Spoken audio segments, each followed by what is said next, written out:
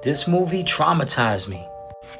Kids was released on July 28th, 1995, and despite most of the cast being kids and the name of the movie being kids, this movie is not for kids. But it went on to be a cult classic despite the graphic content of the film.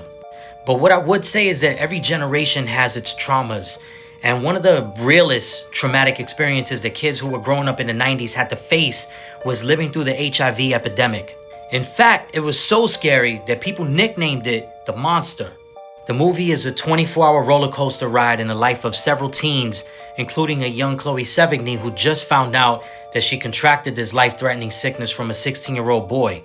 She roams through New York City amongst their group of friends and places that they hang out, trying to catch up with this kid so she can warn him. Among some of the other notable actors who appeared in this film is a young Rosario Dawson.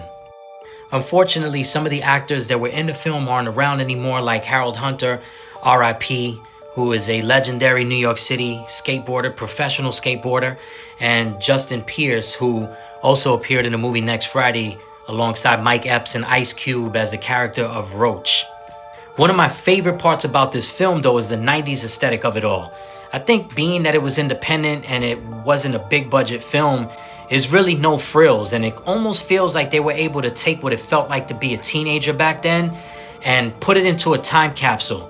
And now you can look back on it and kind of get a little bit of that feeling back when you watch this film. And obviously some of the scenes were exaggerated. I think this is the fight scene in Washington Square Park. But what I would say is that Washington Square Park wasn't necessarily the safest place to be in New York.